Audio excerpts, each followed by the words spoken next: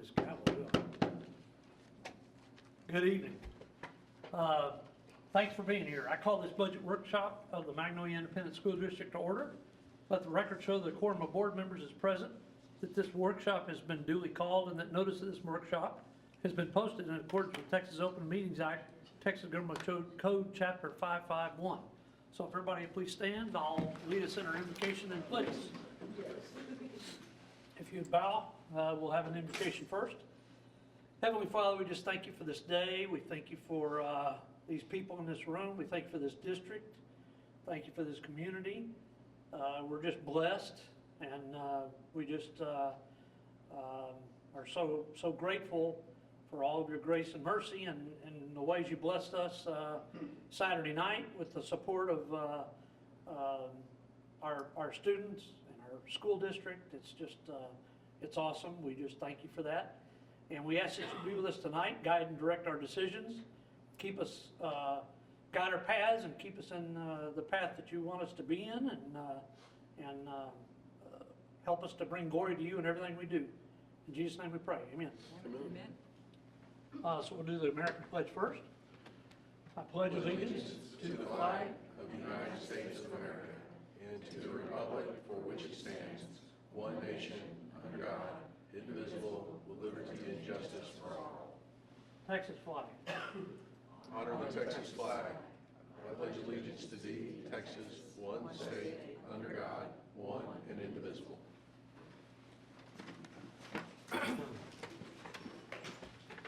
Okay, thank you very much. Ms. Hinkleman, we got anybody to speak? No, sir. Okay. Then I guess Dr. Morris, this is your show tonight. Thank you, sir. Good evening, everyone. So tonight we have the first budget workshop for the 26-27 school year, and I want to say, I guess off the bat, that the tone is going to be positive. We're in a good position with the planning that we've had, and Ms. Norris mentioned to me that she had some tissues in front of her, so she didn't know what to make of that. But this is not 2008, this is not 2011, and so we're in a good position, okay?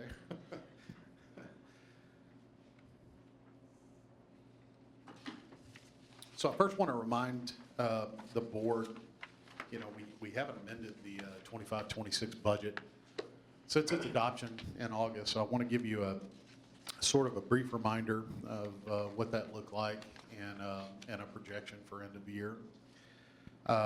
First off, we adopted a balanced budget, as you guys are aware. That's something that we've done each and every year. It included the state pass-through raises for teachers with 3 or more years of experience, or that was alternated. There was a smaller amount for the 3 and 4 years and a larger amount for teachers with 5 or more years of experience. Through our aggressive sort of budget approach, we were able to give our teachers with 0 to 2 years of experience a 4% raise, and also a more aggressive raise to continue to close that veteran teacher pay gap that we've talked about several times of 5 to 6% for our veteran teachers. Okay, and again, guys, that's just a reminder. I'm sure you remember that. A couple of months ago, we amended the compensation plan based on available funds and also the needs of the district to aggressively increase our pay for bus drivers based on the shortage that we had in that staffing area, and also for our food service techs by $3 an hour, okay? That will come into play towards the end of the fiscal year. We'll need to do a budget amendment, okay? At the end of the day, even with those adjustments, we were very conservative with our revenue estimates, very conservative with our enrollment projections, and so we maintain a projection for end of year for a balanced budget for 25-26, okay? So going into the beginning of building 26-27, we are balanced. Okay? Any questions on that? In addition to that, we, each and every year we contract with delinquent tax attorneys to go to bat for us for property value audit purposes with the comptroller. And, you know, so they did this this past year for us, and so we anticipate a one-time payment, you know, from the state of Texas for an amount that we're owed. And so there's many different ways to look at this. It's something that, you know, is what we're owed, and it should have been, and it could have been our funds without going through this process. And yet it required that to be able to get them to ante up the money. And so we will receive a one-time payment of approximately $3.4 million from the 23-24 school year, or property value, property 2023. Okay? So we're going to contribute that to fund balance. Obviously, that's a one-time payment, so it's not something that, you know, we should be using for recurring costs and things of that nature. But it is something that I'll bring up here in a few moments to talk about utilization of some of this money. Okay? So Eric, Yes, sir. not to hijack anything here, but you said balanced budget. Is there a chance that it's better than balanced? So, yes, sir. So here's on the next slide. Yes, sir. I think Sorry. I think no. I think the end of year for 25, 26, Mr. Blizzard. I mean, we're looking at a balanced budget. I think it's possible, you know, that we end with a slight surplus that could exceed the one-time contribution of $3.4 million. I do. I mean, we were conservative with our enrollment projections. We were conservative with our program participation. And so forth. And so, yes, sir. I mean, I think we're going to end very positive. So going into 26, 27, guys, I mean, this is the, you know, last year was the unknown. It was the first year of the biennium after the legislature met. And so there were a lot of things that we were waiting to hear from the legislature. This is the easy year, so to speak. It's the second year of the biennium. We know what the funding system is. Ultimately, in terms of additional revenue that we would have available, it is nearly completely based on anticipated enrollment growth, ADA growth, and also program participation growth. Okay? The legislature will meet next winter, and then they will dictate the funding for the subsequent 2 years. Okay? So we are building a budget for 26, 27. What we are recommending to the board is building a budget based on a 450 student enrollment increase and normal program growth within SPED, CTE, and so forth. The projection from the demographer is 587. Okay? So it's something we've done each and every year where we back off of that number to make sure that we don't get behind. In particular, as it relates to recurring cost. The last thing you want to do is to be aggressive as it relates to your student enrollment growth. Give raises associated with that, which are the gift that keeps on giving. And then if you miss that mark, then you're behind for the subsequent year. We know that, you know, guys, we have 2 years with the passage of the bond this past weekend. We've got 2 years without putting a new facility on the ground. We've got 26, 27, and 27, 28. This past year, it was laborious. Our HR folks did a fantastic job, Mr. Bell and his folks. You know, opening 2 secondary schools at the same time is it's a deep struggle for the general fund as it relates to staffing and things of that nature. In elementary school, you know, you're moving folks around, but when you start thinking about secondary, there's some things that are unique to that campus that you can't move folks. And so we've got basically 2 years, I think, utilizing the 450 student growth. It makes sense. It's conservative. It's the way we do things. It's very similar to this year, which is why we anticipate a positive end-of-year balance this year as well. Eric, just to kind of follow up on that, like this year, the demographer projected us at an enrollment growth that we had already outpaced by January. Yes, sir. Right, and so again, you're looking at a conservative estimate based off of the number the demographer gave us, and in actuality, we were outpacing both numbers. And it's likely that's going to be the case next year, but I appreciate the conservative approach. Yes, sir, 100%. We use 425 for budget building purposes this year, and we're at over 600. And so they were more aggressive with their estimate for next year, so we bumped it up some, but we're still conservative. Any questions on that?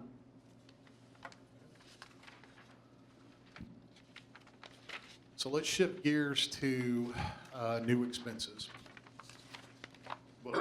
before we get into considerations. You know, we continue to grow, and like I mentioned a minute ago, our HR department did a fantastic job with sufficiently staffing, 2 new secondary schools this year, which is why for next year, there's a limited amount of requests for new staff, even though we anticipate growing between 450 and 600 students. And so based on that, as it relates to program needs and campus needs, we're anticipating having to use approximately $1 billion for new staff. If you think about that, that goes pretty quick at, 50,000 a clip, if you will. So great job by the HR department. When you combine, and this is sort of the way I've always looked at this, guys, I'm trying to simplify everything. When you combine the new revenue associated with the student enrollment growth and the program growth with the requirements of the additional staff and other small but operational expenses increases as well, we have basically $4.5 million to work with, okay, as it relates to compensation and benefits, okay? So similar to what we've done the last many years, our job is, based on the guidance that you guys have given us, is to focus on employee compensation and benefits. So focus on teacher pay, heavier focus on closing veteran teacher pay gaps. We're also behind in custodial pay substantially.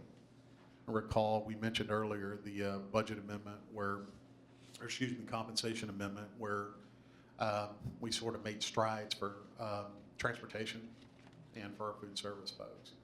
And the one area that we are substantially behind is custodial pay. Okay, so those are the areas of focus. Yeah, Eric, I was just curious, the 4.5, does that count the 3.4? Is that buried in the 4.5 number? You said available funds 4.5. I'm sorry, so are you asking if that's after the one? Well, no, you mentioned that we're getting some 3.4 as a gift. Oh, I'm sorry, yeah, yes, sir, there was an additional, and I should have updated this, that's a good question, Mr. Blizzard. There was wait, no, that's for the one-time payment, the 3.4. Okay. You said No, that's not available part of this funds, budget. 4.5. No, that's not part of this budget. That's a one-time payment that we'll receive in 25, 26. So the 4.5 is a different, Yes, Okay. a completely All right. different number. Okay. Yes, sir. which could go up if we land the plane in a good way here in a few months. Absolutely, yes, sir. We're conservative with our enrollment projections. Sure. So, yes, sir. I hope you guys will see as we sort of go through the specifics of, what we're recommending and asking you guys for guidance from tonight, that some of this will potentially be approved next Tuesday, that we have spent considerable time as a senior leadership group behind closed doors, talking about our compensation plan, talking about the needs of the district, and trying to come up with, ideas and concepts that are, thinking outside the box, okay?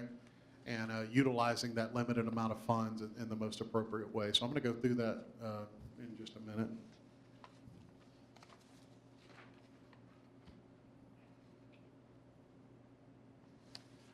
So before I get into some of the recommendations that we're talking about for this coming year, I wanted to show a comparison of teacher pay with some of our competitors. Now, you guys, you've seen this in the past. I showed this with starting at 10-year over the last 2 years, but we've been very aggressive and very intentional with giving heavier raises to our veteran teachers. Okay? And if we continue to utilize that approach, it's going to close that gap, and it's going to make it easier to close the gap between 10 and 15 years as well. So as you look at this, you'll see, Magnolia ISD on the second column, and you'll see the average variance with our competitors on the far right. I don't know if this is the easiest view to look at, but I have it color coded. Okay. So you can go from 24, 25 to 25, 26, and look that based on our efforts of being extremely aggressive with giving heavier teacher pay for our veteran teachers, that we have closed that pay gap for year 25 from $5,690 to $1,162. And from year 20, from $4,200 to $1,600. So we are going to continue that same sort of approach to close those gaps. One thing that sort of surprised me some, if you look at the first year teacher pay, because we were able to give and find the funds to give the 4% raise for 0 to 2, where there was no pass-through from the state, we made up some ground there as well. Tomball did not give, for the first time in forever, did not give raises for their first year teacher pay. So you can see that we went from $56,750 to $59,020, and they remained at $61,000. Okay, so I think the biggest takeaway from this, and Dr. Bullock and I talk about this all the time, is that the approach is working as it relates to being more aggressive with giving our veteran teachers heavier raises. And it still does not cost the district a ton of money because, unfortunately, there's not a lot of folks that are at that level. But you can see how we've closed that gap. So do you see it in the retention, maybe? Turnover? Is there some indicator? So I looked at some of those numbers. The average years of experience of a teacher who left the district did go down. It went from approximately 9.5 to closer to 8.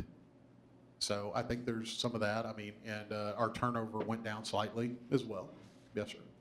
So Magnolia ISD salaries here, does that include, we do the one-time bonuses occasionally, is that in there too? No, sir. This So to is be straight fair- salary. To be fair, that's, when we're comparing a particular year, that should be, right? Absolutely. Yes, sir.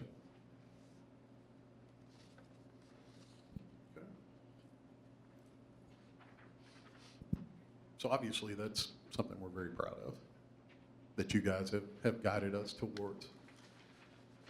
So let's switch gears slightly, guys. We were prepared, I think, as of last Friday morning, to make a recommendation to you guys for compensation plan purposes, and then we were sort of had a gut punch with updated TRS Active Care insurance numbers. Okay, for health insurance purposes. So that's what this is. And Eric, these numbers aren't unique to us. This is the same every district in the state of Texas deals with. So the increases and just the picture here moving forward, this is everybody, right? Nearly, yes, sir. Right now, they changed a few years ago where it's a geographical region. So this is Region 6 adjustments. But generally speaking, the entire state will follow suit. Yes, sir. And so there's a lot going on this page. If you look to the far right, focus on the percentage increase. I will say in the 25-ish years that I've done this, I've never seen this large of an increase before. Okay? So you see the increases there. And then on the far right, guys, and I'm gonna walk you through a couple of things in just a moment, so give me a minute. But in terms of participants, we have roughly 2,200 employees. Of those, right at 1,300 participate. So we have 60% participation in the health insurance plan that is provided and offered by the state of Texas. Okay. So stay with me, and then I'll answer some more questions. So here's a history of the district contribution, and then sort of how we compare to some of the other districts. We have not increased the district contribution since the 2021 school year. We've been at $350, and you know, there's something to be said about focusing on percentage raises and dollar amount raises as it relates to chasing the insurance. But when something goes up this substantial, I think we need to pause and take a look at it. And in particular for those folks that are hourly, that make less money. Okay? So what you'll see here is the changes that we've had since 17, 18, how we compare. You know, we're sort of in the middle of the pack. You know, we're not behind. We're certainly not ahead. The one that sort of caught our eye when we were looking at this was Clear Creek ISD, where they provide a different amount for employer contribution based on which plan the individual is on, which makes a lot of sense to me. Because obviously an employee and child plan or employee and spouse plan or family plan, the premiums are going to be higher than employee only. So we sort of broke that down, guys, and I'm moving through this pretty quickly.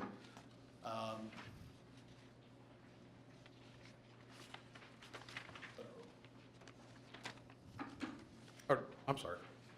Yes, we broke that down. There we go. Okay, yeah. So there's sort of a breakdown of how, you know, what our participation looks like. 68% of our employees are employee only.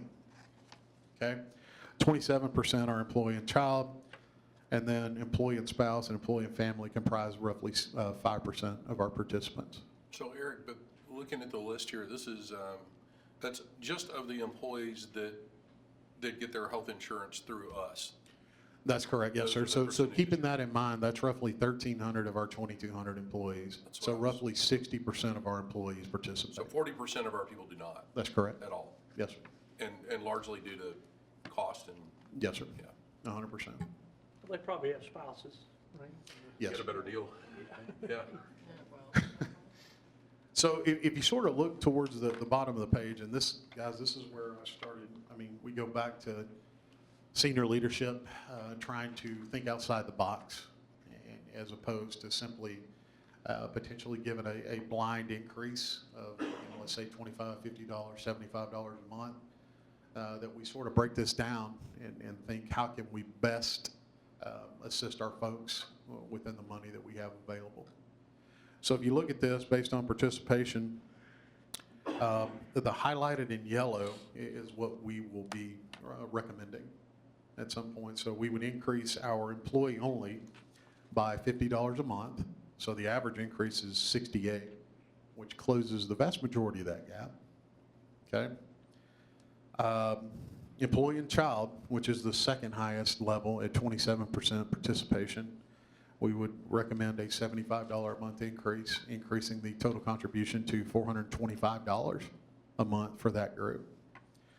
And then the other two, which are increasing the most but have the least participation, would be the employee and spouse and the family, where we would recommend an increase of $100 a month to try to keep pace, even though the average increase is $168 and $212 per month. Obviously, it doesn't cost the district a ton of money to do that because there's not a lot of participants at those levels. And again, this would be our first increase for employer health insurance contribution since 2021. I think the layered approach is something that's unique, that would separate us from some of the other districts. And let me go back. Tomball, not that I'm always referring to Tomball, but their employer contribution, they're flat $346. So in this scenario, we would be going to $400 a month for employee only, $425 for employee and spouse, or excuse me, employee and child, and $450 for employee and spouse and family.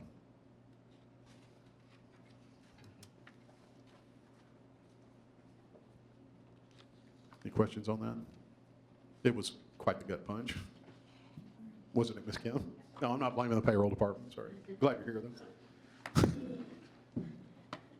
I was just gonna say, this is not isolated, like you said. I know No. when we renewed our benefits this fall, it was a racket. And quite the increase, so I think this is a great thought. Fantastic. Plus, it seems like would be a good recruiting tool, if you can share this with new teachers, to say, or, I'm not saying new to Paying the more for industry. those plans that cost more? Right, Yes, sir. right. Okay, so let's shift gears again, and we're going to talk about something that's really outside the box, and then I'm going to bring all this together, okay? So as we sit behind closed doors, our senior leadership team, we talk about the things that we offer as a district. One of the things that we have that's unique, obviously, is our employee daycare, right? That is very affordable to our folks. We talked about during the Vader attempt within the last couple of years, introducing a MISD loyalty pay program that we believe would set us apart. So in looking kind of along those lines, what we have talked about is the implementation of what's called a 401A matching plan for retirement savings. Okay, there's a handful of districts across the state of Texas who do this. We have one of our experts here tonight that I'm going to bring up at the end of this and let him answer specific questions, or I will try to in the meantime.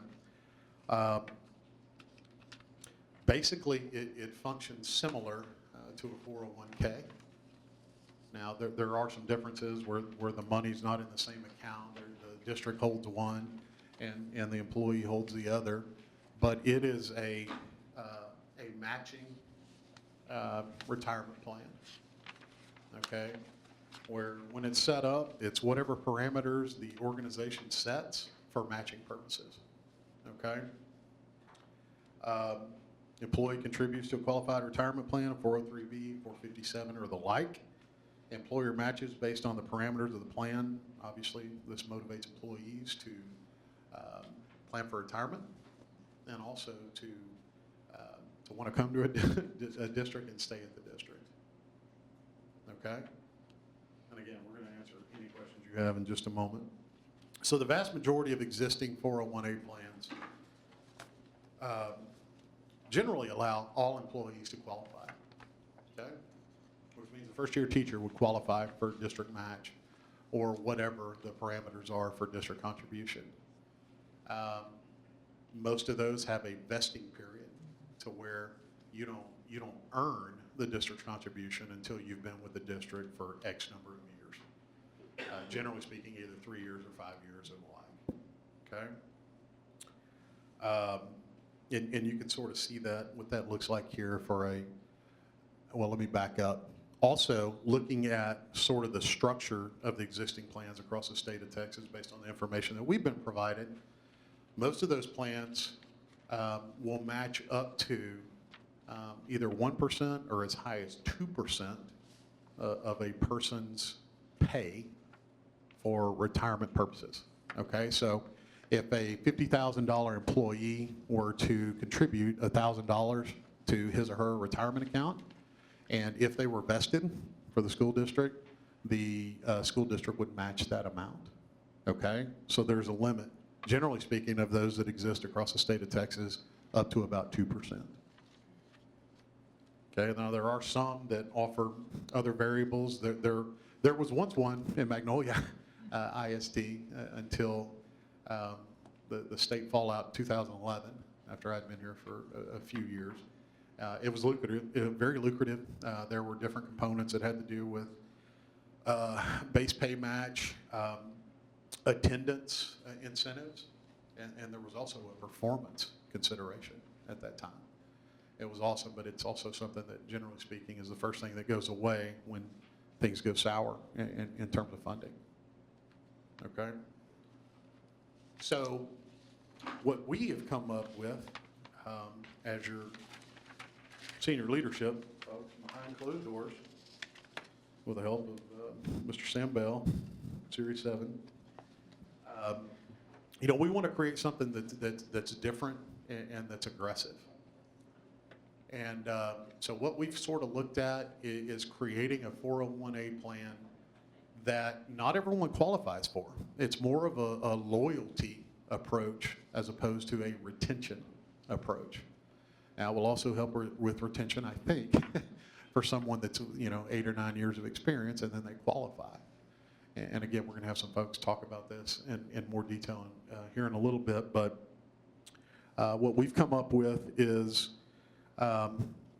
employees will qualify once they've been with the school district 10 years.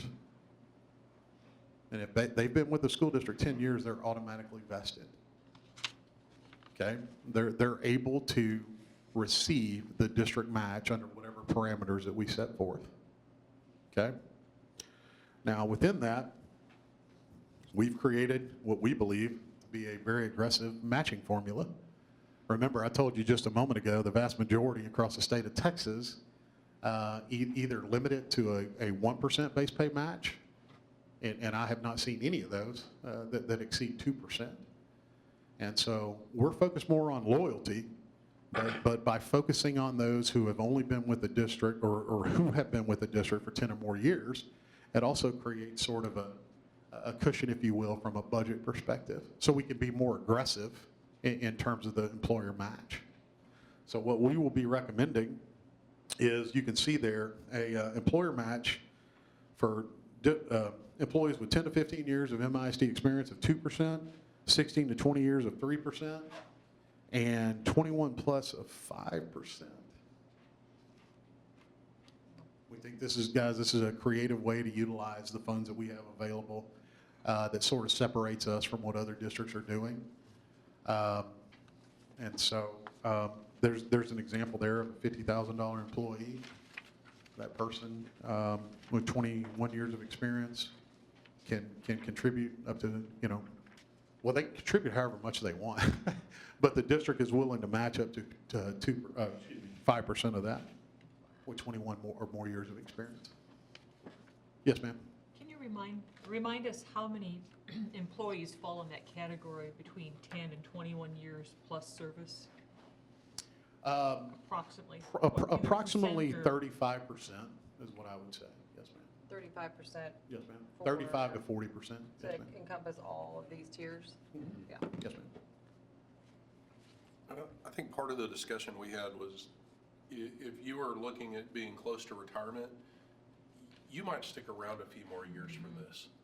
I mean, it's substantial.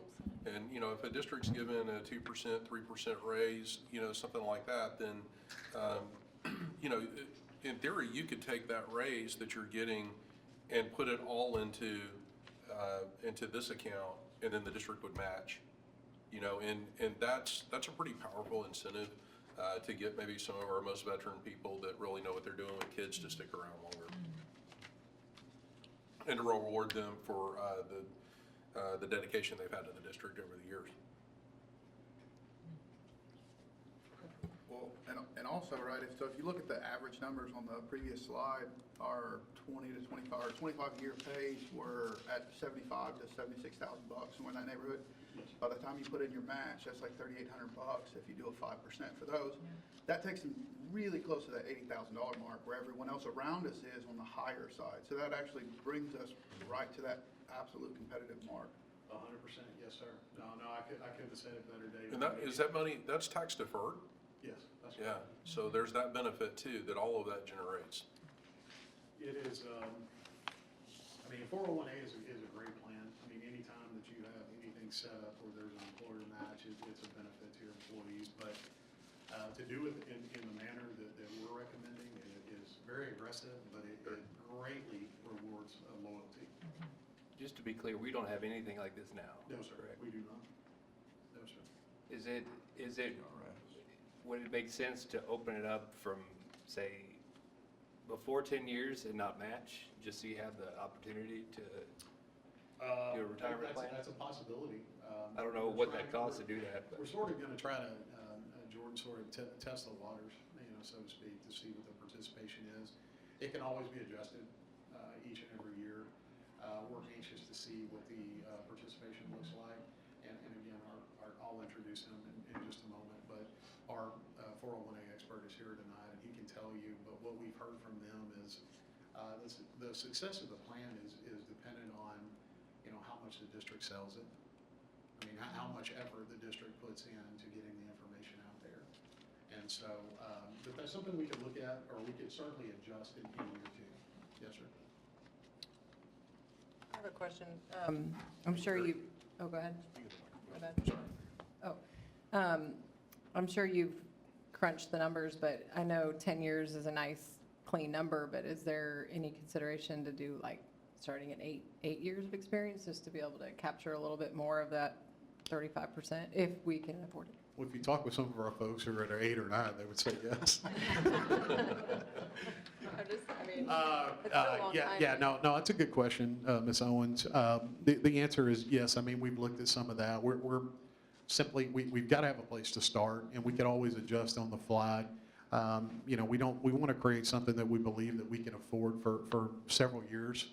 And yet, we also are anxious to see what the participation level is, which we could always adjust in the subsequent year. Yes, ma'am.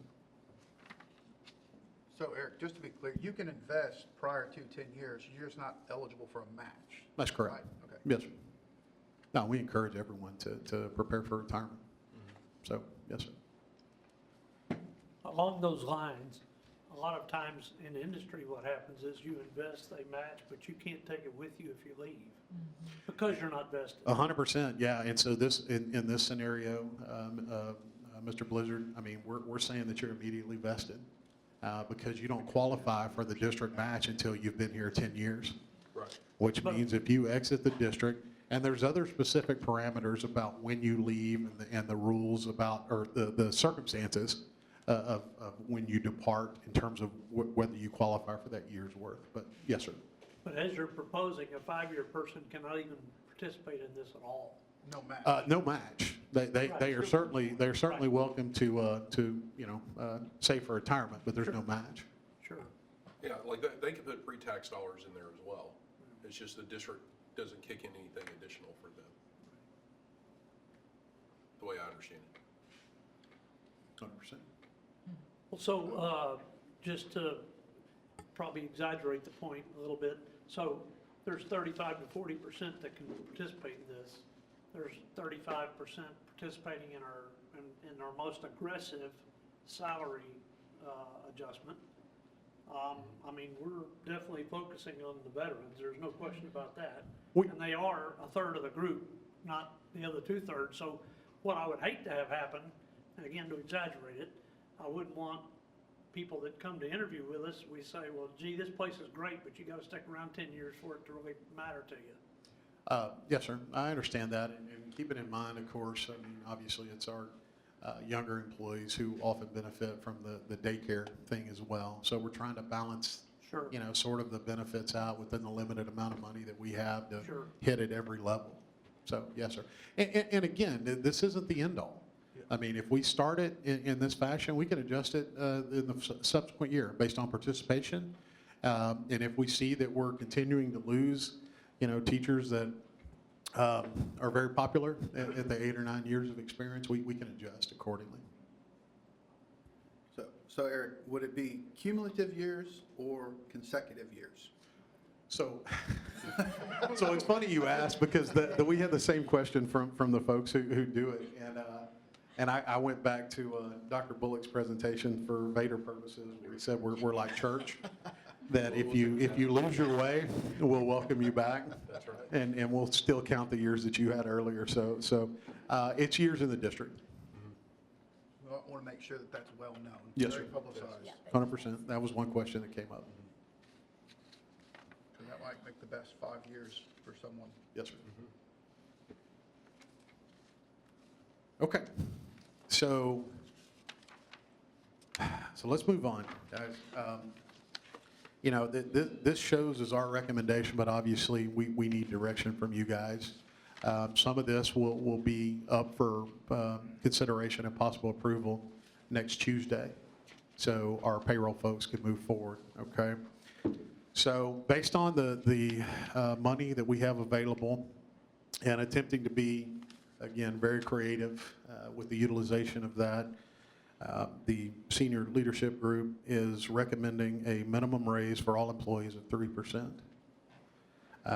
In addition to that, we would focus on veteran teacher pay, like we've done the last 2 years to continue to close that gap, where we would increase that to 4% for teachers with 11 to 20 years of experience, and that's years of experience anywhere, okay? And up to 5% for 21 to 25, and up to 6% for 26 plus. And you can see what the monetary amount of that looks like on average. Recall that we took the 25-year disparity down from approximately $5,000 to $1,100. So we continue this approach. It's going to make it easier for us to then, over the next handful of years, focus on our 10 and 15-year teachers, okay? Because that disparity will continue to create capacity, if you will, okay? In addition to that, remember the $3.4 million we talked about as a one-time contribution of fund balance. I would recommend, we recommend utilizing a portion of that in the form of a one-time retention payment of $500 to all of our employees on September 1st or 15th, wherever that lands, which costs approximately $1.2 million. So we're contributing 3.4, we'd be using 1.2, we're still contributing 2.2 million of fund balance, okay, which is healthy. In addition to that, like I spoke of earlier, we would recommend an increase to the employer health insurance contribution ranging from $50 to $100 a month, depending on the plan that you're on. And then we recommend implementing a 401A plan, sponsor retirement plan to reward MISD loyalty. And I forgot the name. I have it back here soon. MISD Loyalty Employee Retirement Matching. There you go. In addition to that, guys, we talked about this briefly. We are woefully behind on custodial pay. We have roughly 25 open positions out of 125. We're changing our approach there some with the leadership and guidance of Mr. Devies. But we are behind by over $3 an hour for the average. So we would recommend increasing that. We will have some savings in doing that with our new approach, where we're not utilizing a contracted service as much to supplement the absence of staffing, if you will. So some of that, about half of that, will be paid for out of those savings. Okay. Eric, Yes, sir. on this, the increase on the percentages for the teachers, that's not inclusive of the healthcare, because not everyone participates in the healthcare? 100%, yes, sir. That's separate, yes, sir. And there's always a balance there. It's something that we roll around in, or we used to every year, where, do you use the money for an extra percentage increase in pay, or do you use it to increase the health insurance contribution by the district? There's a balance somewhere, but this year's different. With the increase, it's different. You start looking at our hourly folks, and you start talking about $60 a month increase. We need to do something with employer contribution.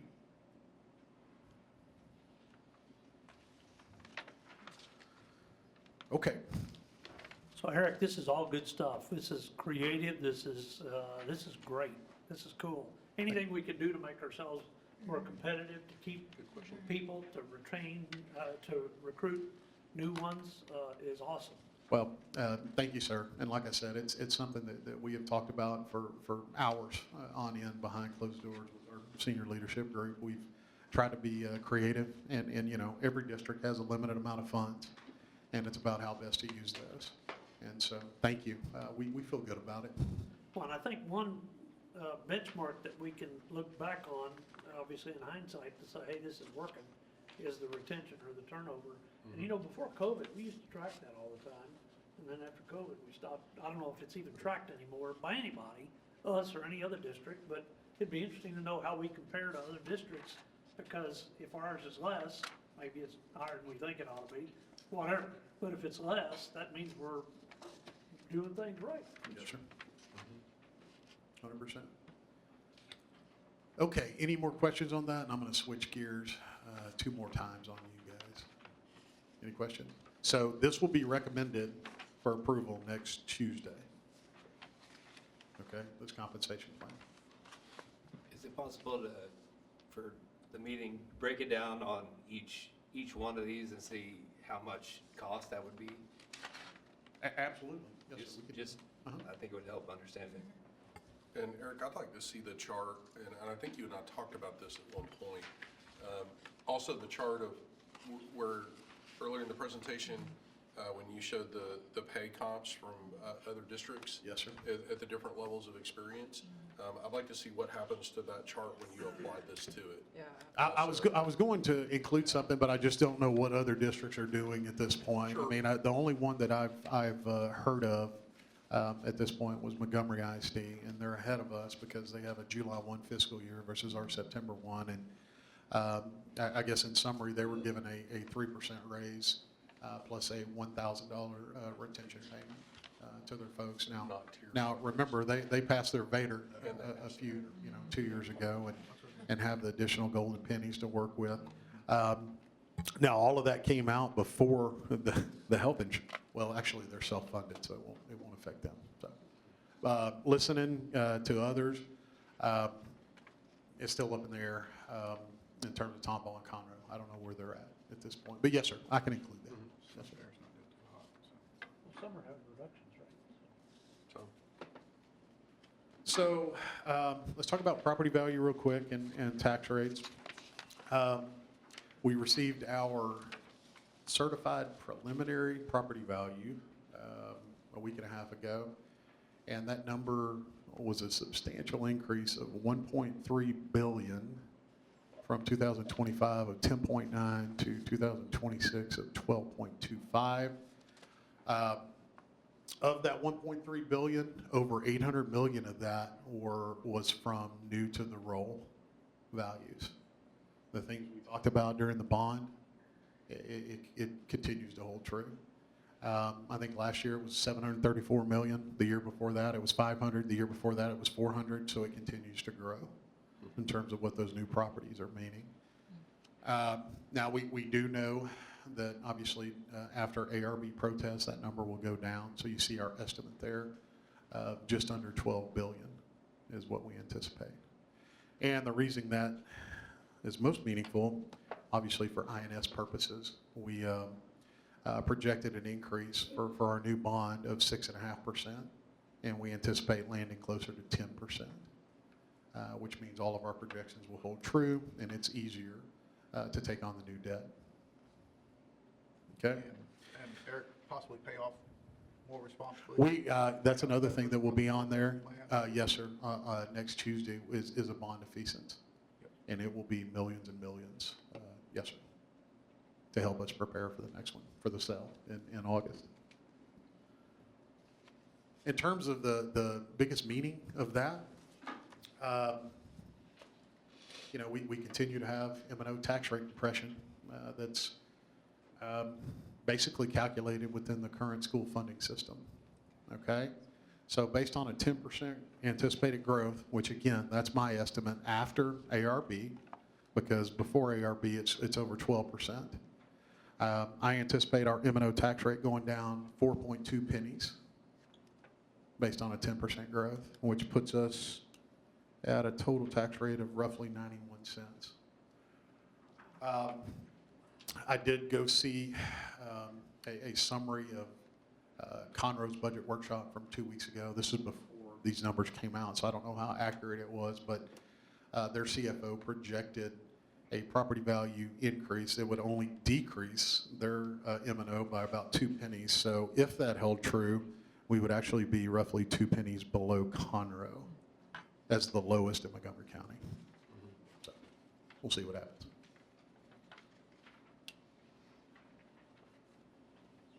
That's impressive. I was thinking not to throw shade or brag, but wow, I don't know who's got lower than that, or will have when the dust clears. It's a new value, sir. I mean, it drives it. I mean, it's a formula-driven thing, and we're benefiting from rapid property value growth associated with new development. Yes, sir. It's good. It's good to be able to point to. Thank goodness for the bond.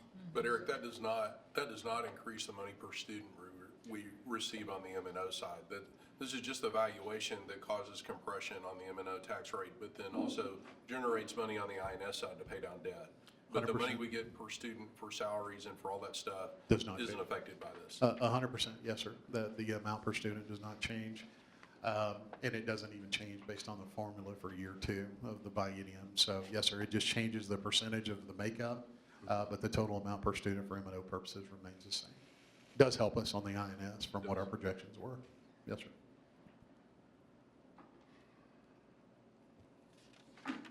Okay, in terms of what's next, like I said, next Tuesday, we'll be presenting possible approval of the compensation plans, also the 401A plan, if you guys are good with it. We'll be awaiting taxable values to determine the tax rate. Those certified values do not come to us till July 25th. And then we'll adopt the budget tax rate in August before September 1 fiscal year. And before I move on, to answer any questions about any of that, I know I jumped around, wanted to cover many things before I asked our guest to come up here. I got another one.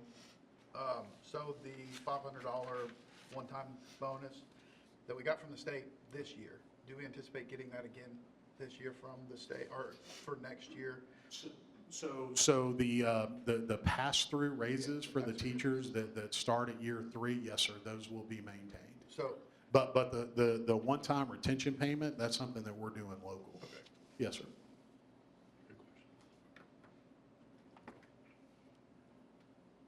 Okay.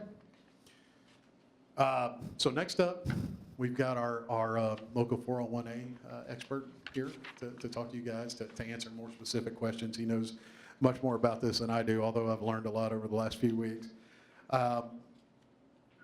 He works for TCG Services, which is the company that oversees the district's retirement plans. Dr. Taylor served as Texas public educator for 36 years. Began as a high school history and government teacher, then got into coaching, high school principal. He's one of us. He became a superintendent for many years, and then worked as executive director of Region 10 in Dallas, which is very large, for many, many years before making the transition to TCG. So without further ado, Dr. Taylor.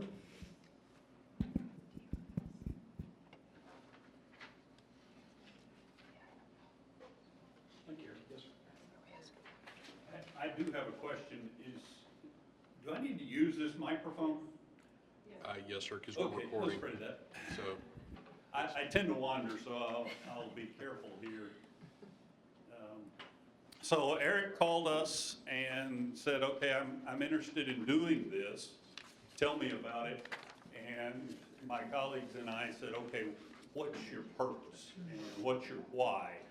Because when you start talking about instituting a 401A or anything else, you need to really start with what's the idea behind it? What are you trying to gain? Who are you trying to recognize with it?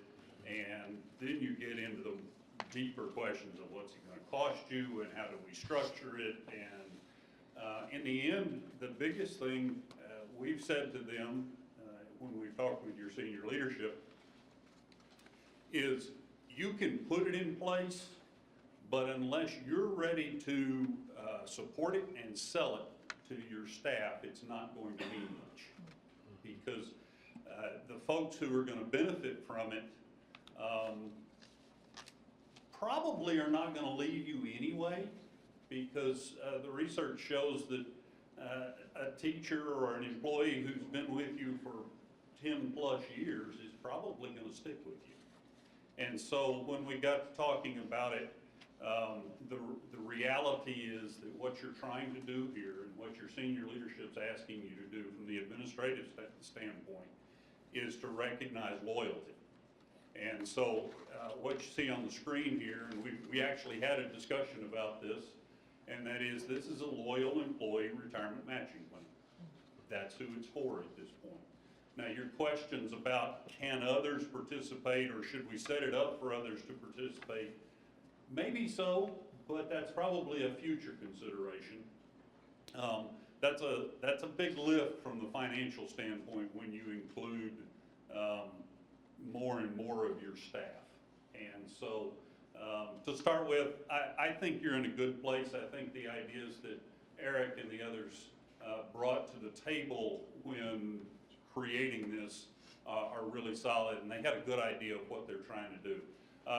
This is what I call a throwaway slide from my years as a teacher, but the lawyers want us to show this, so you get to see it briefly.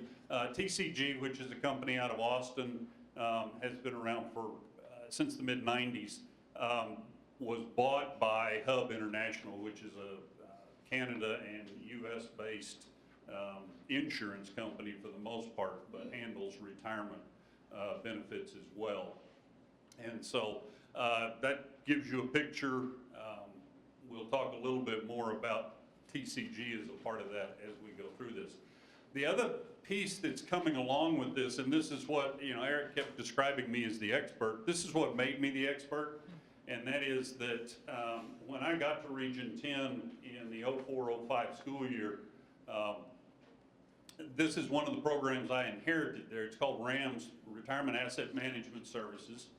And this came about in 99, 2000, which if you remember that point in our history, economy was booming and people were being hired by Apple and Microsoft and everybody else who otherwise would have been teachers. They were being hired to do education on those types of things.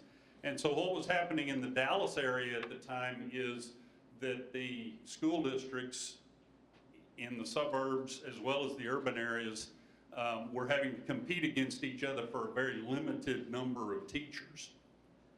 And what they were essentially doing was watching their costs for salaries spiral upwards, because each year they had to raise theirs to get over their neighbors, and then if the neighbor approved their budget later, they got to bump it higher after that. And so they had this spiral going upwards, and they were stealing each other's teachers, is all that they were doing. And so those superintendents came to Region 10 and said, help us find some other ways that we can make ourselves attractive to potential employees. And so the original piece of what became RAMS was the 401A, and it was titled TERP at the time, Teacher Employee Recruitment and Retention Program.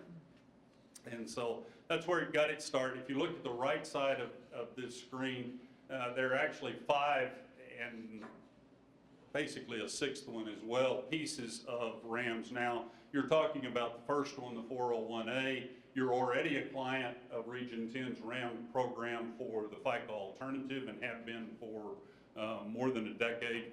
And so the relationship is already there between your payroll and HR staff and the folks who run this plan. This is not a small plan.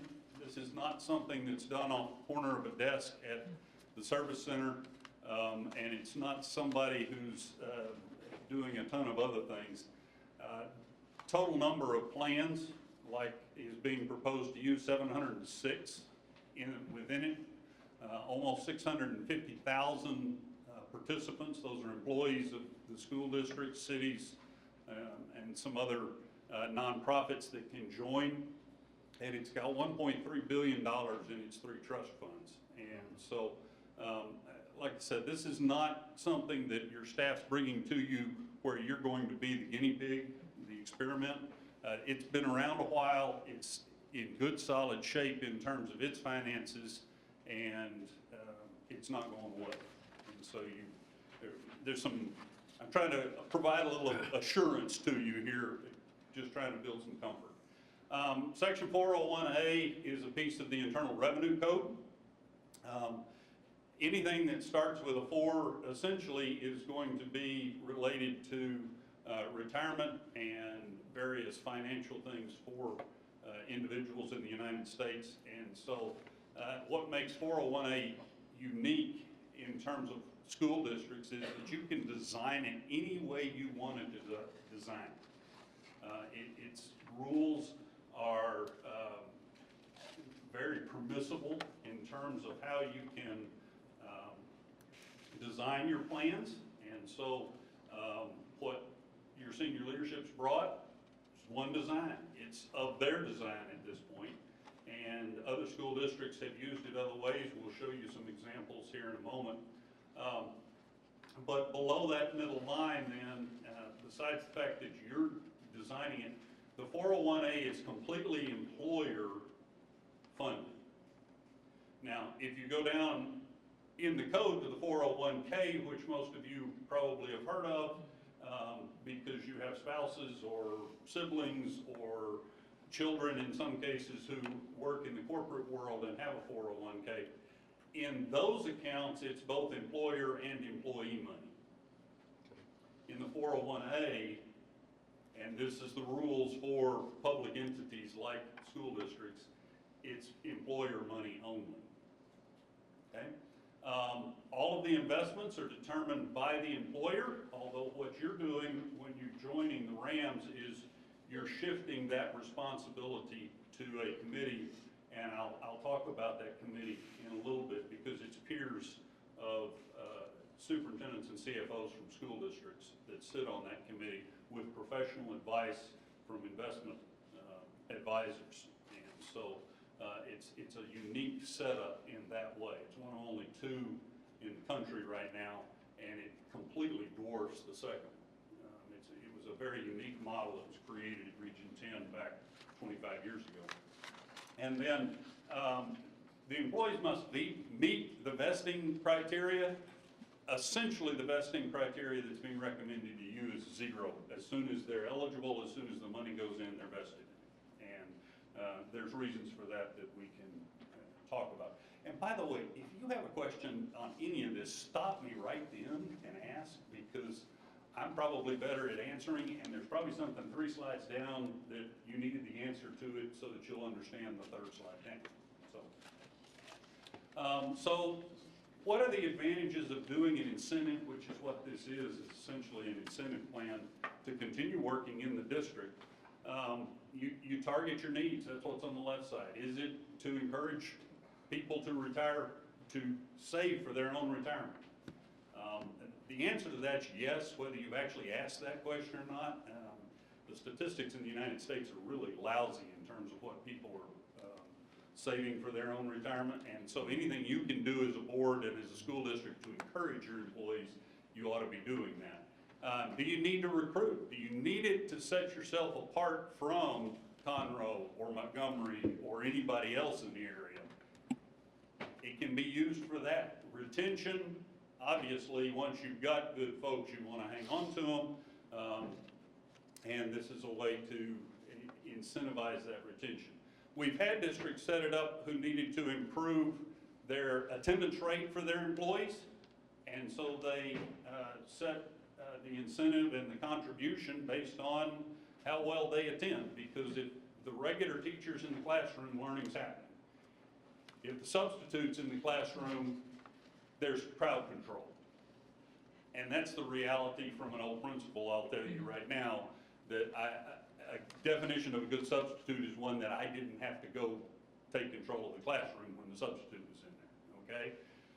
So attendance is one of those things. We've also had a few districts experiment with it as a safety measure in terms of their bus drivers and their maintenance and custodial people taking care to do the things that they're supposed to do to protect themselves. And so they've used it for safety. In terms of control, the district's completely in control of it. It controls the cost by how you set the match up and who you make eligible for the match. The plans offer the school district flexibility. If 3 years down the road you need to back those percentages off to 4 and 2, you can do that. If 3 years down the road you're in a position where you could bump that match up or include, I believe, Jordan, you asked about could we include teachers with less than 10 years. Somebody asked that. Yeah, you have the ability to change the plan when you're ready to change it or need to change it. And that's the last point here.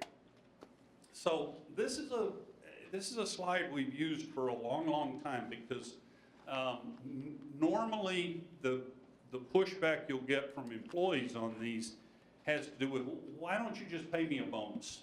If you're going to use this money anyway, why don't you pay me a bonus?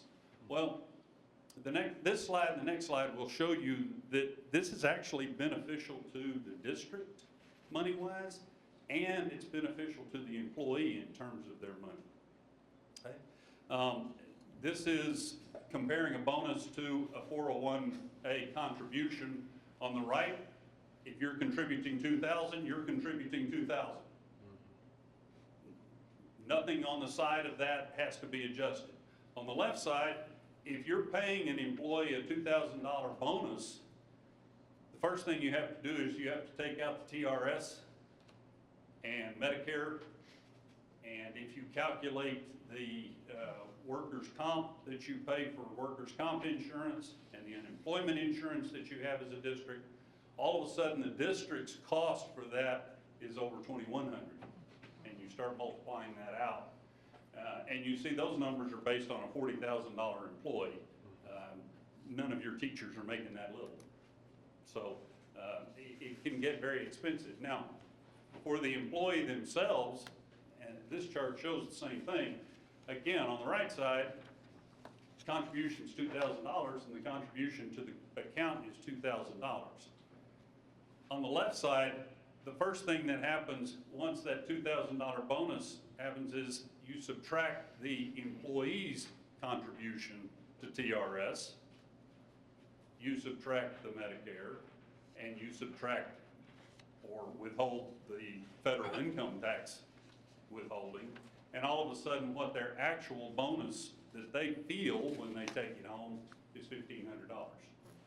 And so it's, if you were to do an incentive like that where you paid a bonus, you'd cost the district more and give the employees less.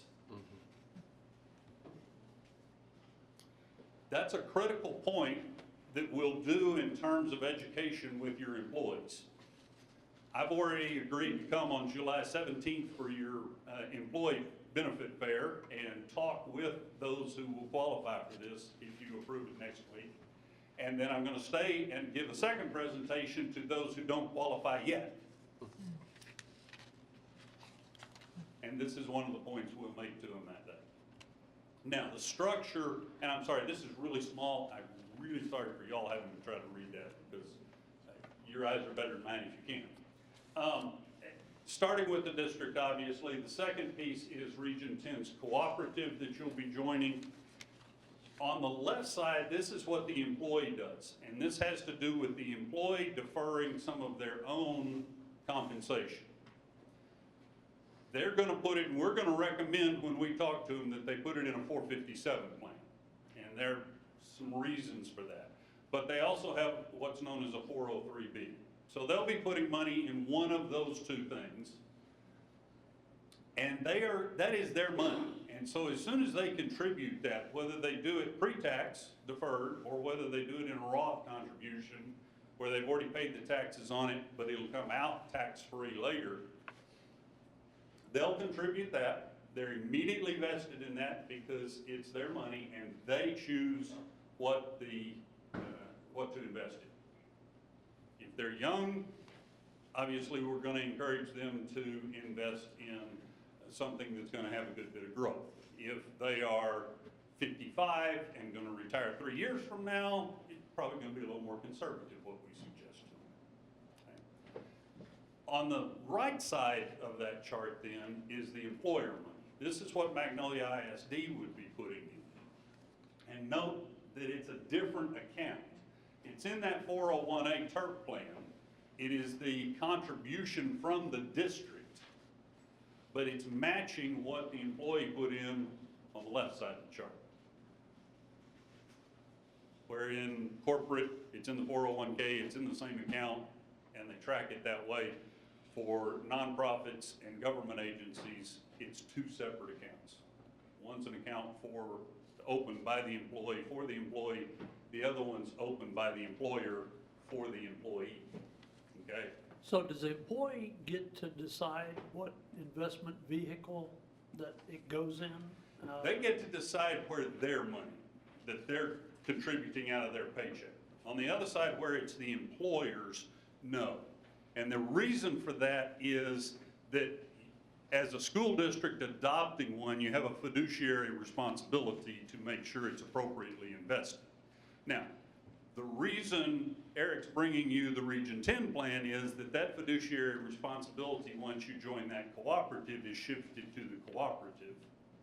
And because of the way that's structured as a cooperative, it's shifted to an investment advisory committee that gets special training. And by hiring an investment advisor who is licensed by the SEC, the fiduciary responsibility is shifted all the way to them. Okay? That's one of the most unique things that once that gets told to a superintendent, they go, well, we want to do that. Okay? Yeah. Because as a superintendent, when I was there and they told me that, I was like, wait a second. I don't have the expertise to do that. But shifting that is better for your employees. And so that committee where we've shifted that fiduciary responsibility to them, they make the decisions about the investments because they're responsible for that. That was a long answer for a short question. Thank you. Sorry about that. That's good. Okay, before I leave this chart, sometimes this one causes some questions. I want to make sure we're clear that there's a dividing line, employee money, employee decisions, employee investment decisions on one side. When you adopt the 401A, you're making the decision of the money. You've made the decision to join the cooperative at Region 10, and that's where the money decisions will be made, is within that investment committee. Okay, so very clear delineation. So you have one side, like you said, the co-op's managing that, and what investment vehicles it goes in. Does the employee have lots of options for their own money that they didn't have before? Yes, Fidelity, et cetera, et cetera? I want to be careful not to go down a rabbit hole that keeps us here until midnight. Okay. I'm sure you appreciate that. Yeah, the 457 that Magnolia ISD is a member of, that you've adopted years, decades ago, has very specific options, not an overabundance of them, but differentiated where if it's somebody who is at an age and stage in their career where they should be aggressive, they can be aggressive.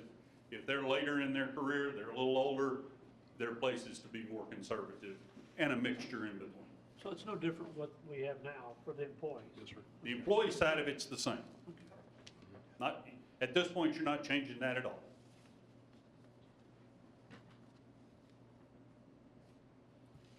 Okay, some examples I'm going to show you. Can I ask you a question real quick? Absolutely. On the last slide, I missed it if you already said it. You said you would prefer the 457B over a 403B? And did you say why? Couple of reasons. Okay. The 457 is a plan adopted by the school district.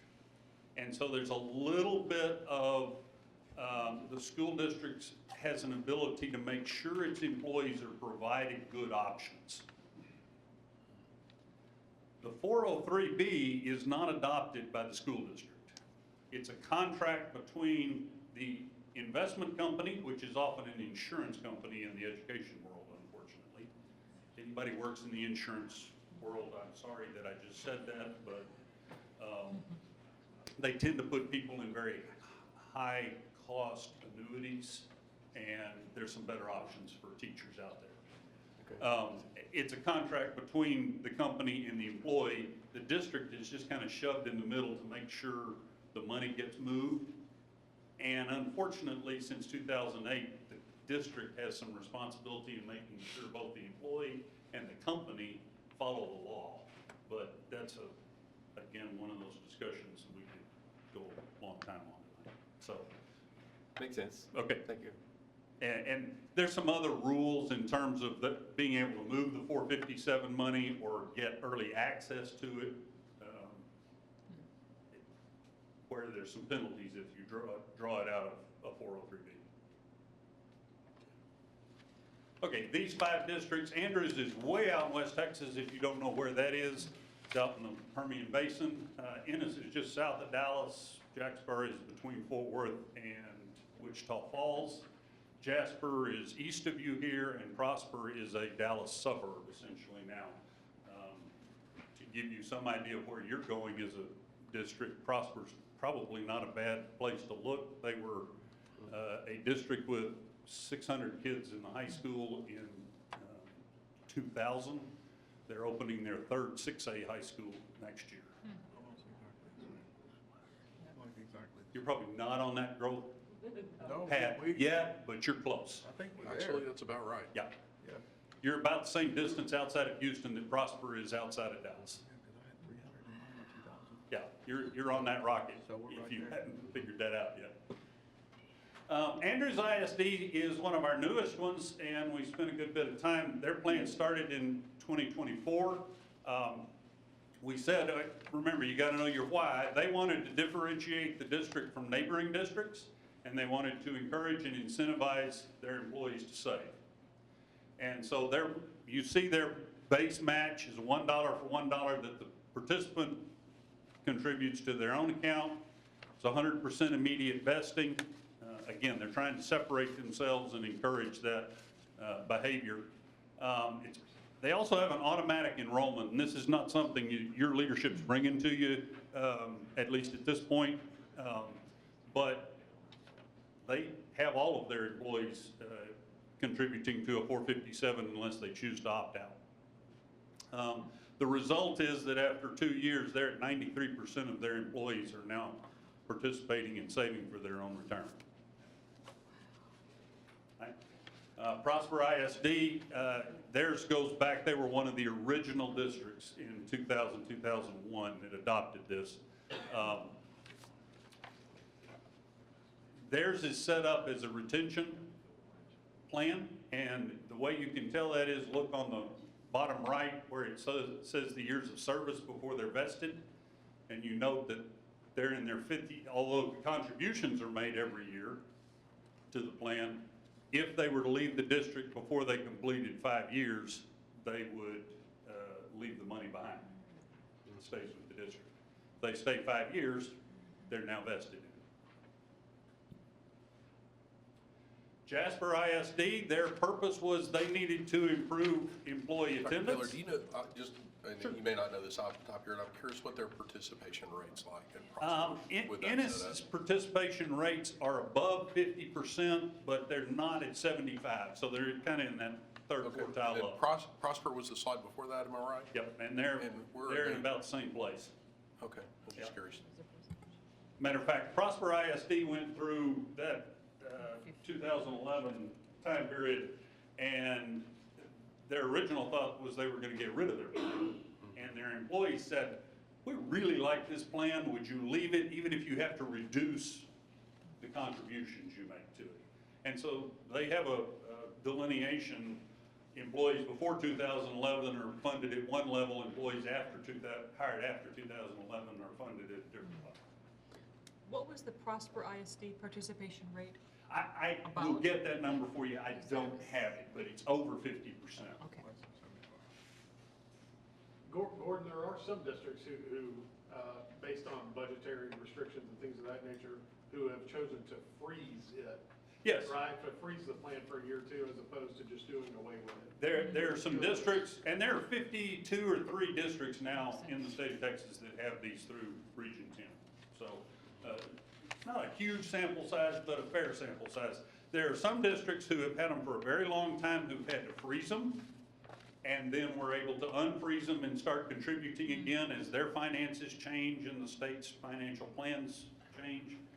So by freezing it, you mean the district's match stops for a year or two, but if you as an employee want to continue to put a portion of your salary in the 457 side of it, you can continue doing that. It's Keep just the going. district's You match. should keep going. Right. It's Okay. the district is at a point where they needed to recoup some funds to spend on something else because their overall budget was being reduced, and. So they- basically, you can make they a had to decision year to year based off of the budget picture you're looking at and decide, a lot of times like we look at with the one-time incentive payment, it's the same kind of deal. It's not a recurring cost, and it can be taken each year in isolation. Absolutely. And so some of you could adjust up or down depending on, how you felt or, whatever you thought your I'm financial gonna outlook was. apologize to Eric right now because I'm about to get him in trouble.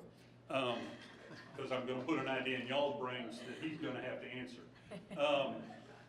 What the Region 10 plan did when we instituted it, the board adopted a floor that it would always match 1%, up to 1%.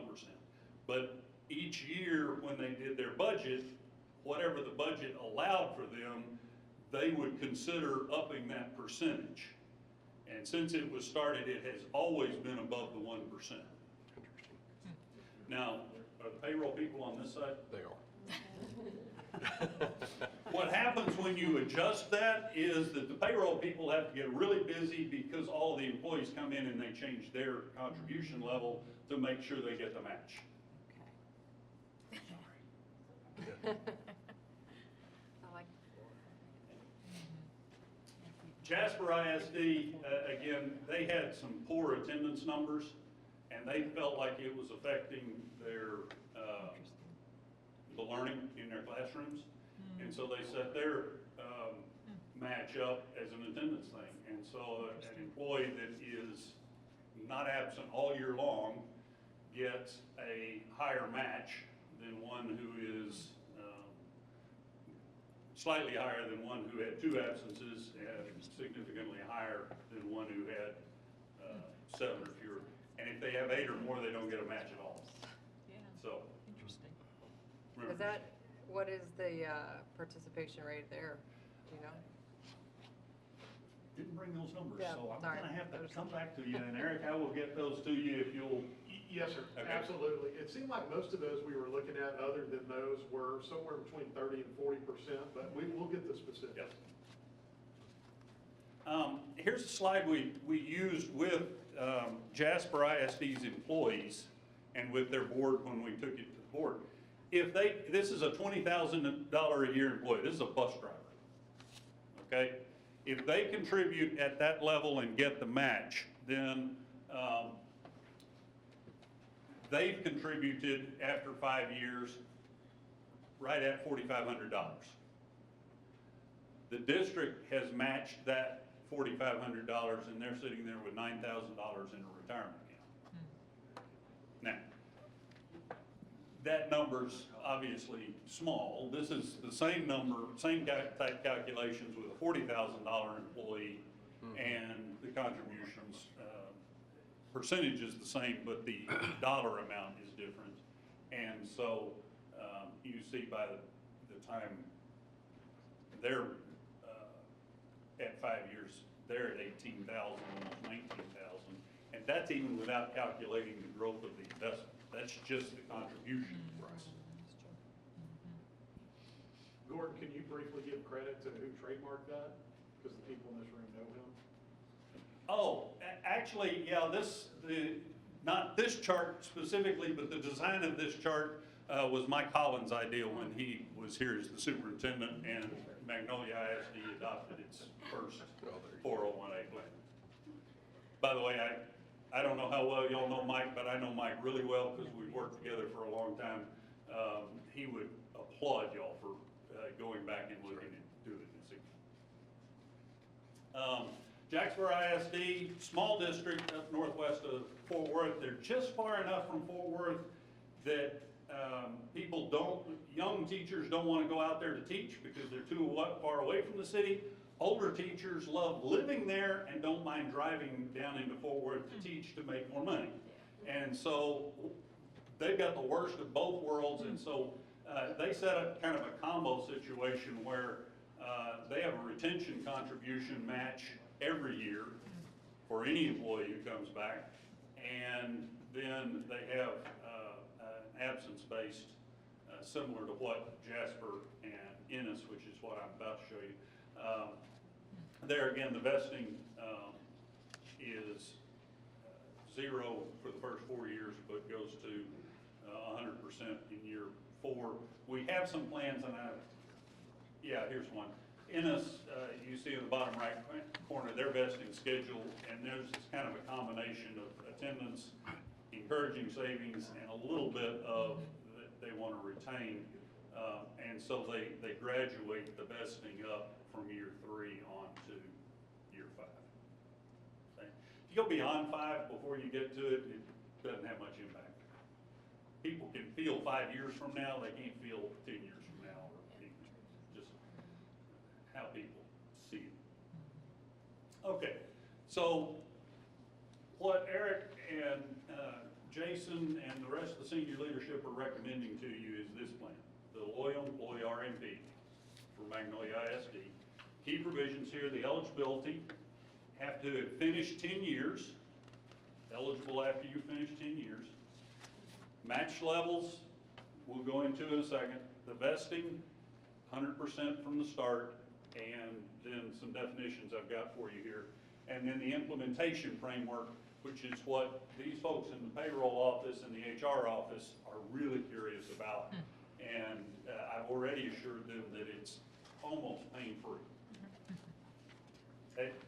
So the plan contributions themselves, if they've completed 10 years, then you're going to, it's being recommended that you match up to 2% of their base pay. And base pay is defined as including that base salary, but not a one-time supplement, not anything over and above that base compensation. Does that include a stipend like for a coach and that kind of thing? As My part of that memory is contribution? that y'all's discussion was that you would not include the stipends. Base pay. Base pay only. Okay, Okay, base salary only, or base pay for an hourly wage worker, figuring 40 hours a week times however many days their work arrangement sets. Okay? Tier 2, they have worked 15 years or more, and it's a 3%, and Tier 3, once they get to that 20 years of service, then the match is 5%. Somebody asked earlier, they were ready for you. The years don't have to be consecutive. The vesting schedule, we mentioned 100%. And employees who are excluded, we had probably a 15, 20-minute discussion of this and trying to use some definitions that make sense. Substitutes, no, even if they've been a loyal substitute for a long, long time, it's just next to impossible to track both their own contributions to an account and then match it. And then part-time employees who don't have a regular schedule. If you have a part-time employee who comes in from 8 o'clock to 11:30 every day of the week, or they come in all day Tuesday and all day Thursday, those are regularly scheduled. Those are easy for the payroll and HR staffs to track, match those. Those who work an irregular schedule, called in when needed, no, not included in the plan. And that was actually a recommendation I made, Derek, and I just have seen enough of these where it gets too complicated on the end and on the backside of the whole process for anybody to deal with. There's the base salary comment, no stipends or other forms of compensation included in the match. 10 years determined as of September 1st every year. That coincides with your fiscal year and your payroll year. Plan year 9/1 to 8/31, these are just kind of the details buried in the paperwork. To get that year's contribution, the employee has to be employed on the 31st of August. In other words, you can't have fired them or they can't have resigned and gone over to Conroe in January. All right, they have to make it all the way through the year. The exception is if they die, they have a legitimate disability and are moving off onto a disability with TRS probably, or they retire under TRS under normal circumstances, then you would include for that year. And the other thing is we had the discussion of how often do you make the contribution, because that can actually have an impact because that money gets invested in their account. A lot of schools just do it at the end of August. What your staff said, no, let's do it more often, and I said, well, don't do it monthly, because you're gonna have to hire more people in the payroll office if you do that. You can't afford that, okay? And so they settled on doing it semi-annually. So that'll take place at the end of February and end of August every year, is when those contributions will be made. And then in terms of the implementation, the first step is your all. When next Tuesday comes up, if it's still on the recommendation from your administration, then you'll be given the opportunity to adopt a resolution establishing the plan itself. After that's done, part of that resolution, and we've already drafted it for you all, you'll designate one of the employee positions, not the person by name, but superintendent, assistant superintendent for operations, whomever, you're gonna designate a person, and they'll deal with all paperwork from there on out. Doesn't have to come back to you all for president and secretary to sign every document that has to be done, okay? We will do onboarding with your HR staff and your payroll staff, probably before the end of this school year, but early summer if we don't get it done by the end of May. And then we will do employee education. And now, notice we're not talking onboarding, we don't use that word with the employees, it's about education. And again, we're gonna do 2 different sessions. We're gonna do the first session with those who already qualify, those who have 10 or more years already in Magnolia ISD, and walk them through the process. Then we're going to do a session with employees who don't qualify yet. And part of that will be describing the plan itself, but more of that will be how do they set themselves up to participate in the plan long-term. And we'll get into the smart idea of starting that investing from the very beginning when they start employment with you. Start putting that money in a 457 and let it grow. And we'll talk about that in terms of setting them up for when they get to the point of being able to match. We'll provide online support for it and printed materials for you to share with your employees, and we'll make sure your senior HR and payroll staff and your superintendent are ready to answer most of the questions that'll come, because the more confidence that your faculty and staff have in them, the more they're gonna have in this plan, and the more impact the decision you make will have. So if we were to, so we can modify this plan however we choose on our side for matching and eligibility and all those different things. And we can even choose to basically set it dormant. Is there a penalty for going dormant for a certain amount of time? So if we get into the situation where we don't have the funds to match for X amount of years, do we now become penalized because we're not contributing and that fund's not being utilized in that manner? There is no penalty. Okay. Okay?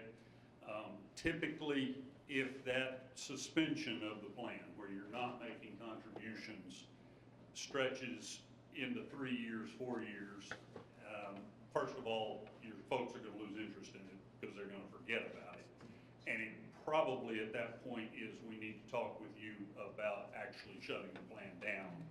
And what we'll do is we'll bring to the board, if necessary, a resolution where you shut it down and you authorize the transfer of all of those funds. You 100% vest, which they already are, but 100% vest the employees who have accounts in the 401A, and the money is transferred into their 457 within the same plan is the easiest, or they can designate where to transfer it. Now, if they transfer it into something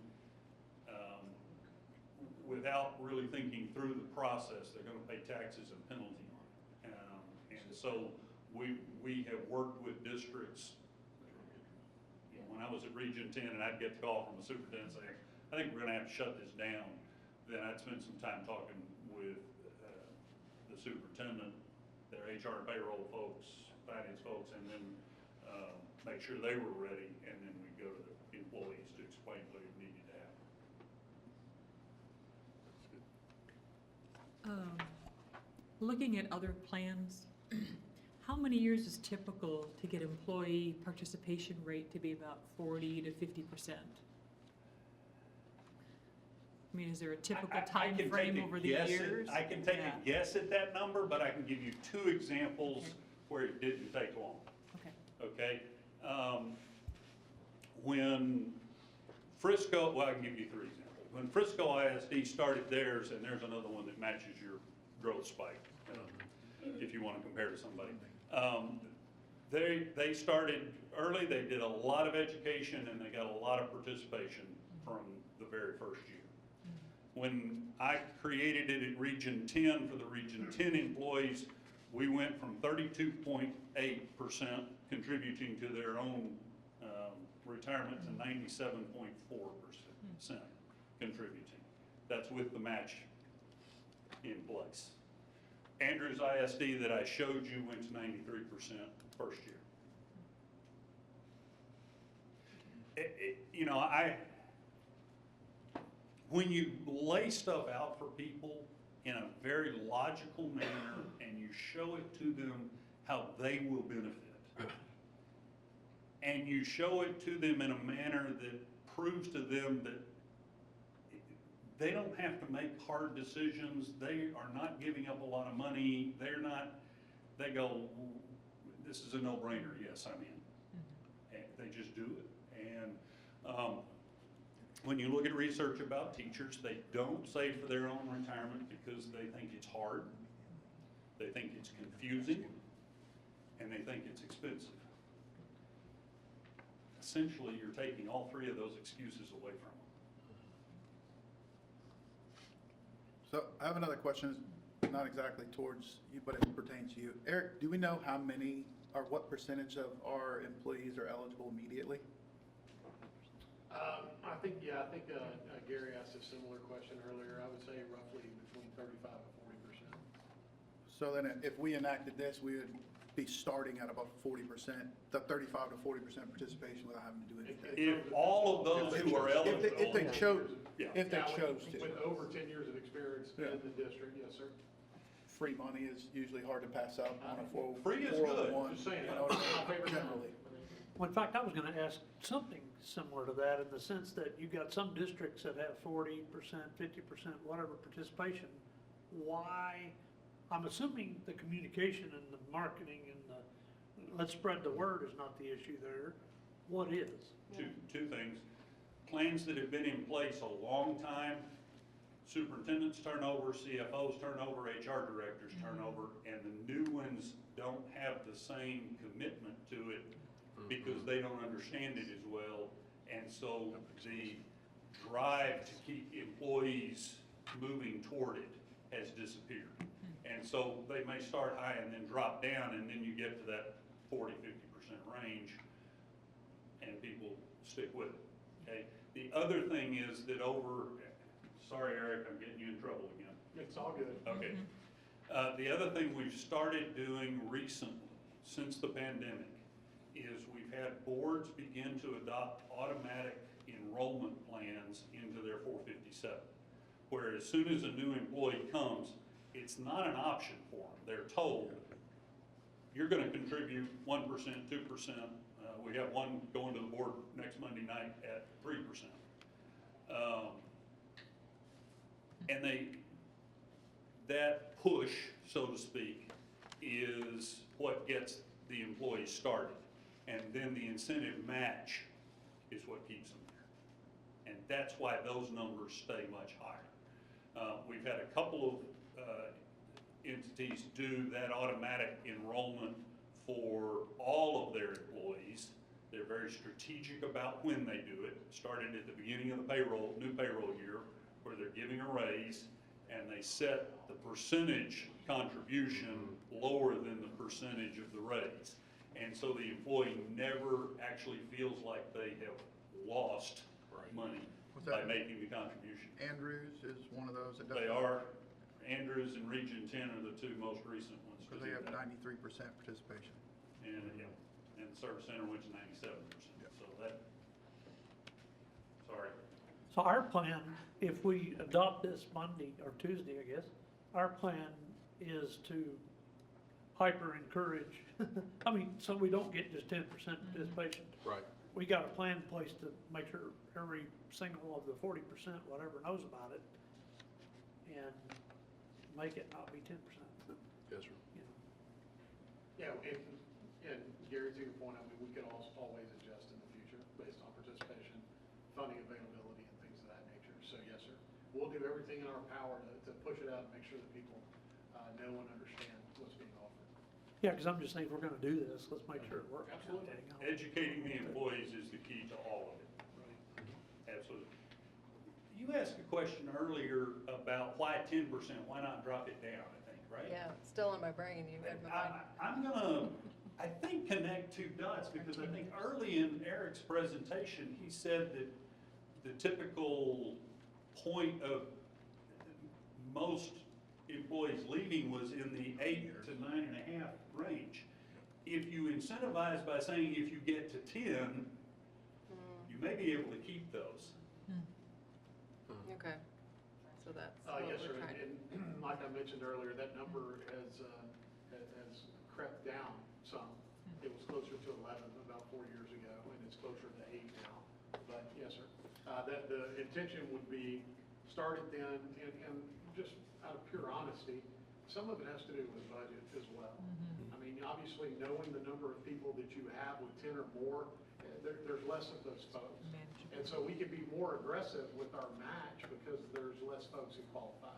So it's more of a loyalty thing, but obviously, if you're sitting there at 8 and 9, you know that it's gonna be available for you in the very near future.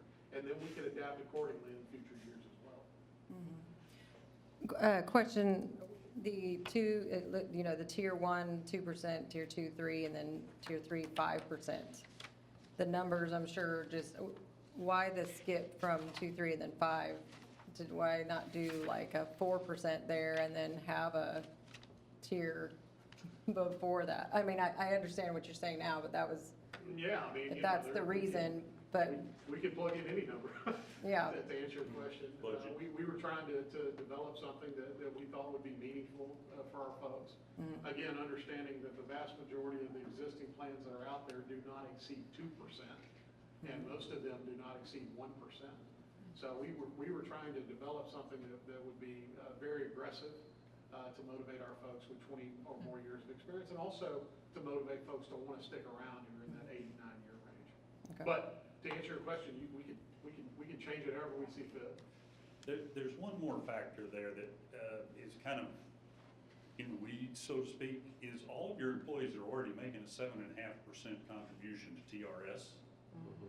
And so if they have to put money aside that then gets matched, 2% drives you up to 9.5.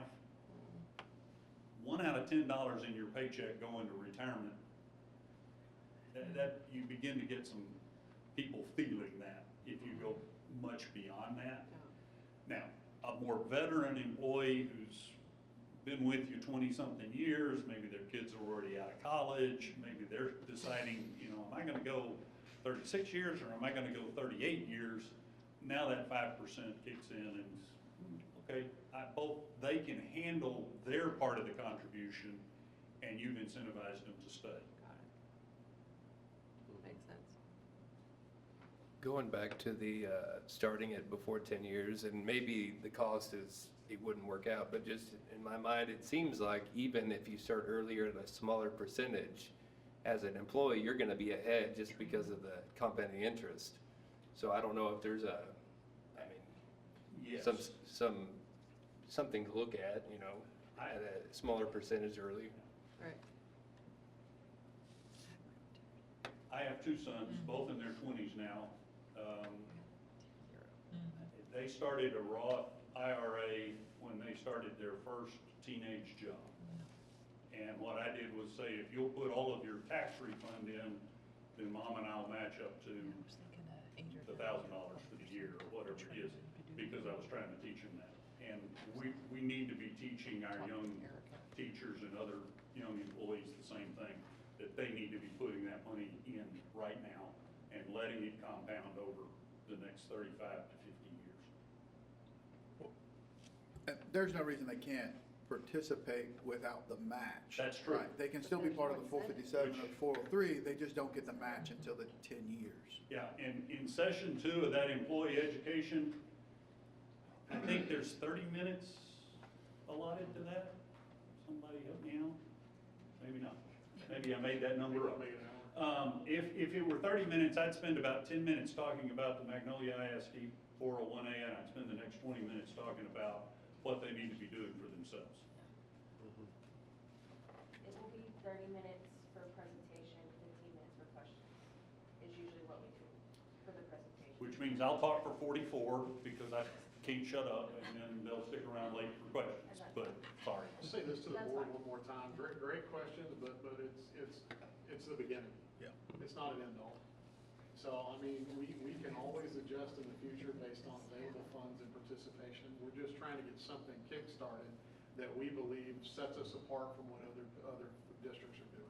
Yeah, to Eric's point, you know, there's a lot of parameters here that we have control over, you know, that influences the amount of participation, influences the amount of dollars that the district would put toward it. And, you know, you move all those levers to a certain position, and then you can kind of predict what it's gonna cost the district in a given fiscal year. And you start moving those levers and all the math changes and how much you need to contribute. We spent a considerable amount of time kind of figuring out what we thought, if everything is set this way, that we felt comfortable bringing it to you guys and saying that it's something we think we could afford.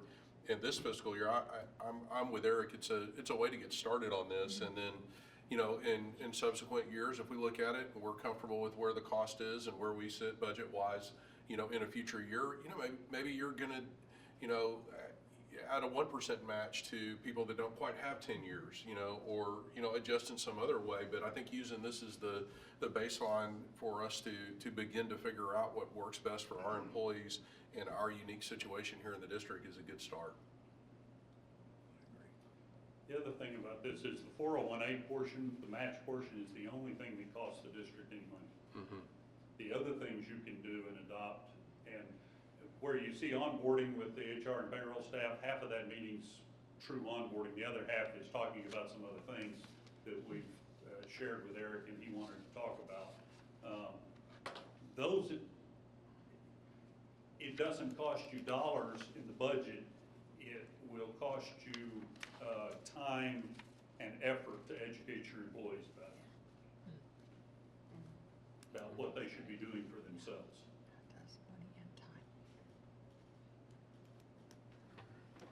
So this is worth quietly bragging about because nobody else, none of these examples were from Houston.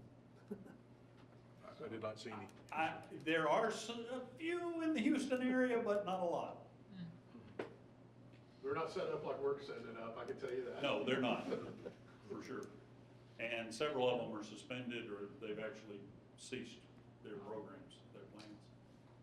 And just remember how we are in a position that we're running a balanced budget, that we're in a very healthy financial situation where a lot of districts are looking for ways to cut right now because, you know, they're running budgets that are upside down.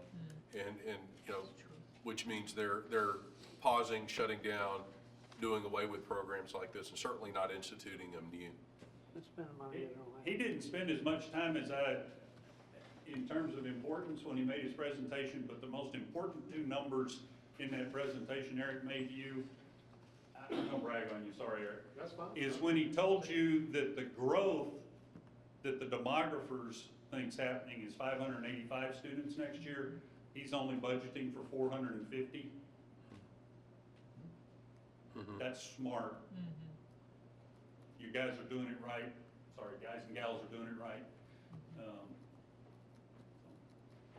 Those are the two key numbers in the entire budget he presented to you. Well, Dr. Taylor, thank you. I appreciate the information and your expertise. I know it's helpful for me to hear you go over all this. I'm sure it is for the board members as well. Do you guys have any other questions for Dr. Taylor while he's here? Very good. Thank you. Thank you. Thank you. All right, thank you, sir, appreciate it. Any other questions about anything do we have? Go get, sir. Step forward and call it done. All right, we need a motion to adjourn this workshop. Motion by Sonia, seconded by Dasha, all in favor? And the time is 7:28. Thank you.